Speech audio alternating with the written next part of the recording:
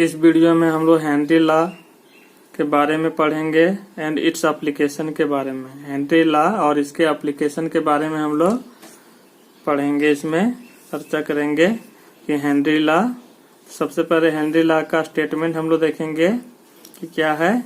The partial pressure of a gas over its saturated solution at a given temperature is directly proportional to the mole fraction of the gas in the solution।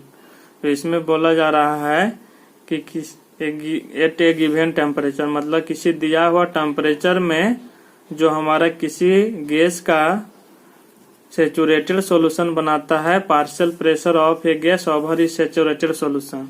कि को gas है जो किसी liquid में हमारा partially घुलता है और वो जो सॉल्यूशन बनाता है वो कैसा सॉल्यूशन बनाता है, सैचुरेटेड सॉल्यूशन बनाता है किसी दिया हुआ टेम्परेचर में।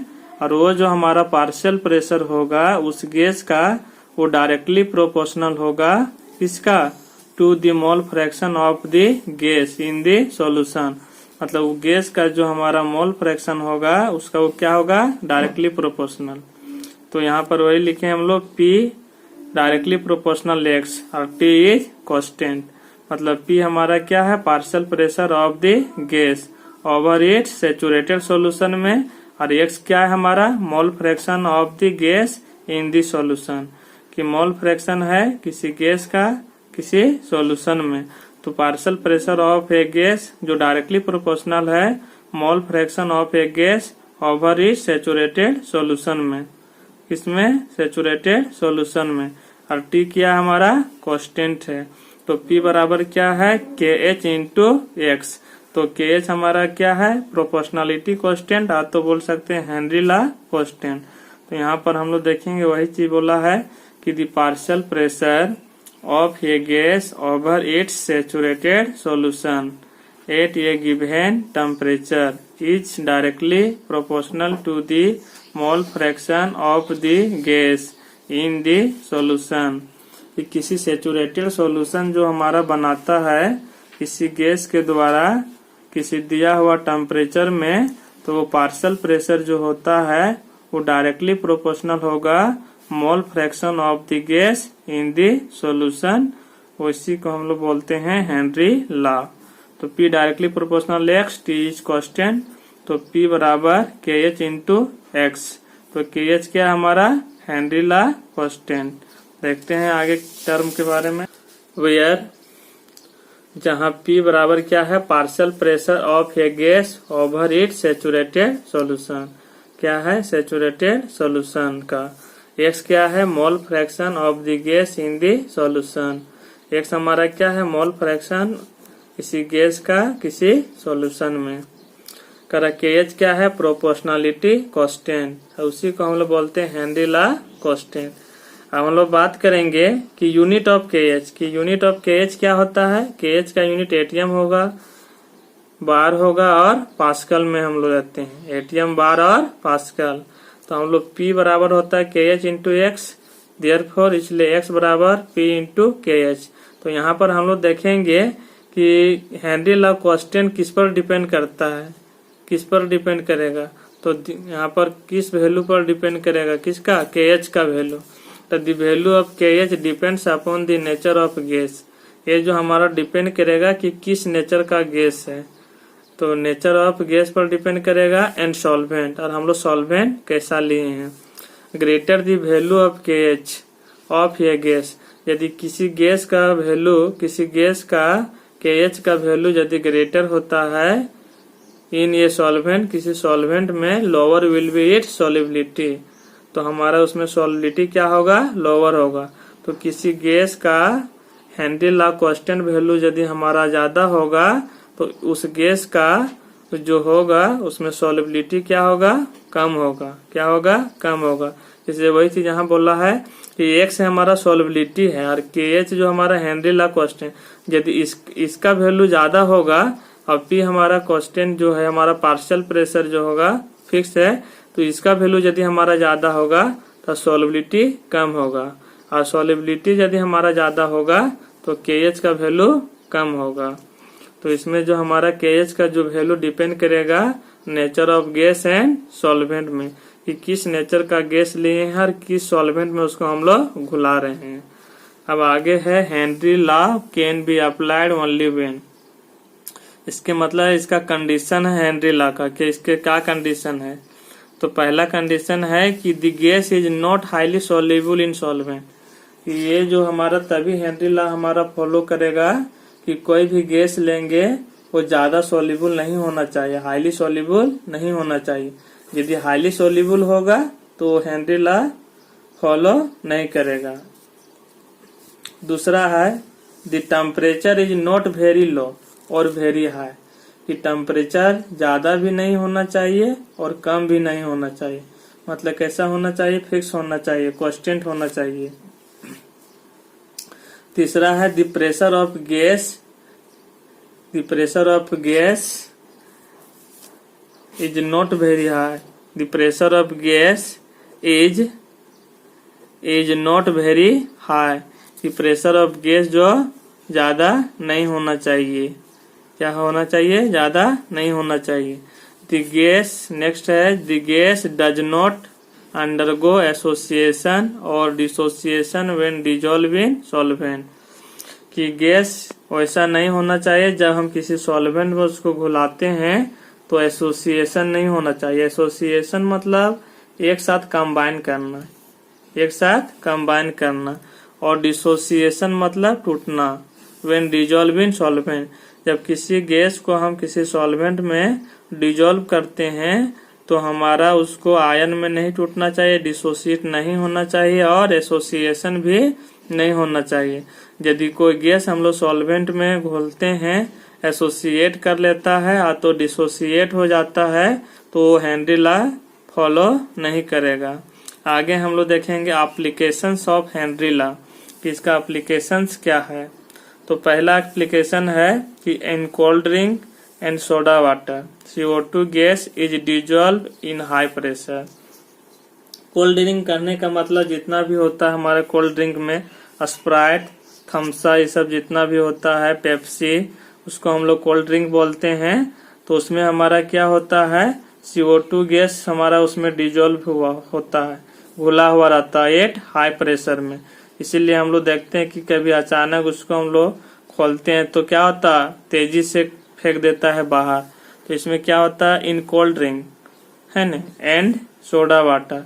तो सोडा वाटर किसमें, सोडा वाटर भी होता है कोल्ड ड्रिंक की जैसा ही होता है। CO2 gas is dissolve in high pressure, मतलब उसमें क्या घुला हुआ रहता है, CO2 गैस घुला हुआ रहता है, क्योंकि उसमें जो प्रेशर होता है ज्यादा होता है, इसलिए CO2 गैस क्या हुआ रहता है, घुला हुआ रहता है।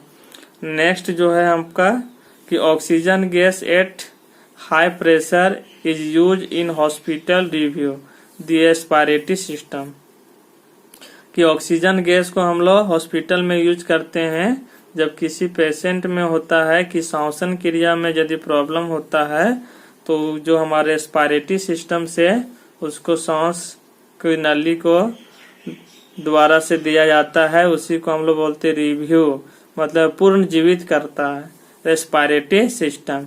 रेस्पिरेटरी सिस्टम जिससे ऑक्सीजन लिया जाता है पेशेंट को दिया जाता है उसको बोलते हैं हम लोग रेस्पिरेटरी सिस्टम बोला जाता है। तो ये बोला oxygen gas at high pressure is use in the hospital, कि ज्यादा प्रेशर में हम लोग यूज करते हैं हॉस्पिटल में रिव्यू दी रेस्पिरेटरी सिस्टम, मतलब पूर्ण जीवित के लिए।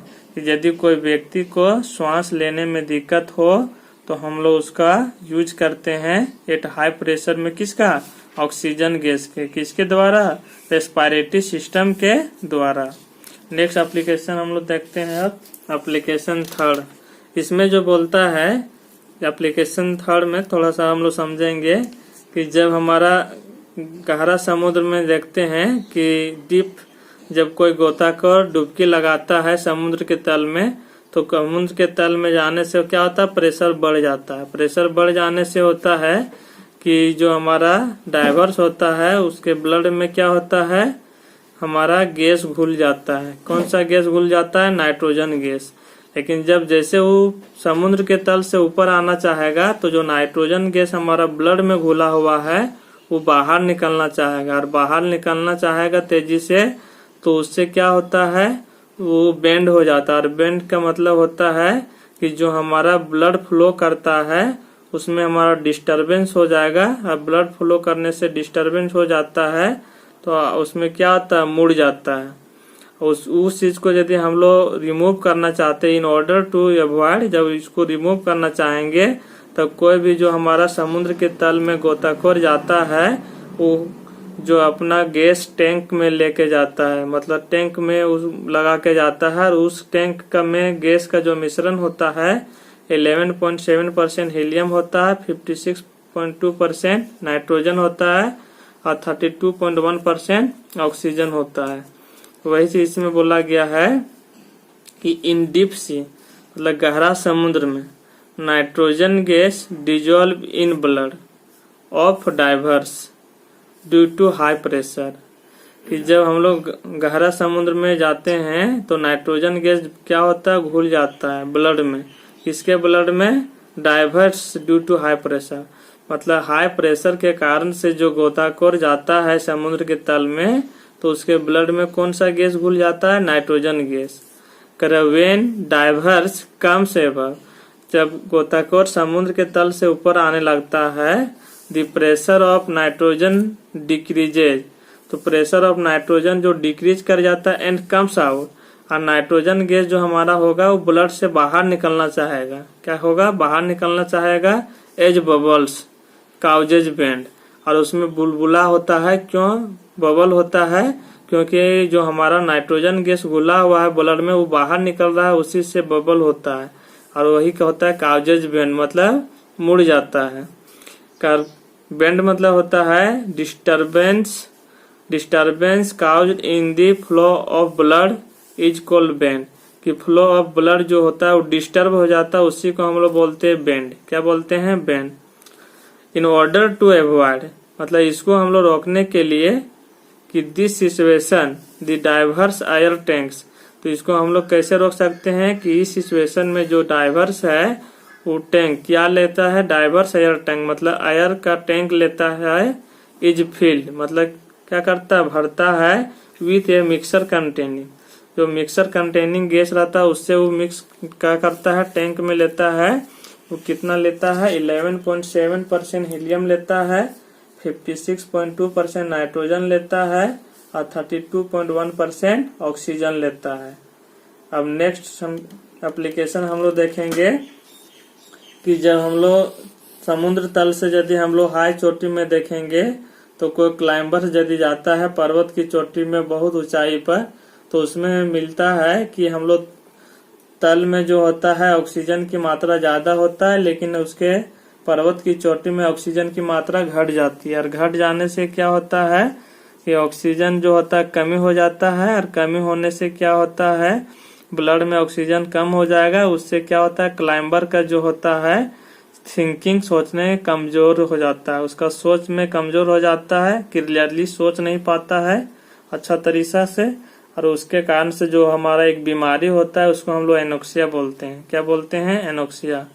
वही बोल रहा है, at high altitude the partial pressure of oxygen is less than that at the ground level, कि यदि हम अधिक ऊंचाई में चला जाते हैं तो जो हमारा ग्राउंड लेवल में जो हमारा होता है ऑक्सीजन उसके तुलना में ज्यादा होता है। किसके तुलना में, और उसमें हाई एल्टीट्यूड बोल रहा है, at high altitude the partial pressure of oxygen is less than that at the ground level, मतलब इसमें हाई ऊंचाई में जो ऑक्सीजन होता है वो कम होता है। किसके तुलना में, ग्राउंड लेवल के तुलना में, मतलब तल के तुलना में, मतलब नीचे के तुलना में हाई ऊंचाई में ऑक्सीजन की मात्रा कम होती है।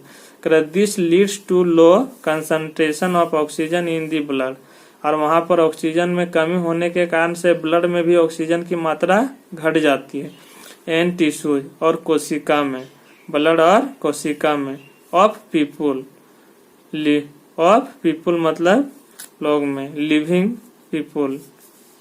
People living at high altitude, और क्लाइंबर्स, कि जो क्लाइंबर्स वहां पर जाता है हाई ऊंचाई में, उसके ऑक्सीजन और कोशिका में जो ऑक्सीजन की मात्रा होती है ब्लड और कि जो ब्लड और टिश्यू में होता है, ब्लड और टिश्यू में जो होता है ऑक्सीजन की मात्रा की कमी हो जाता है।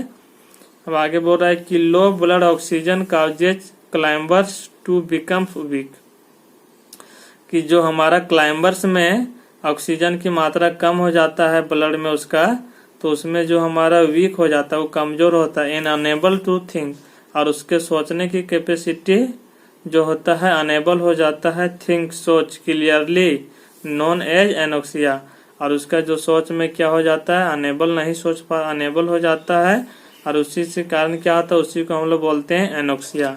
उसी बीमारी को क्या बोलते हैं, एनोक्सिया।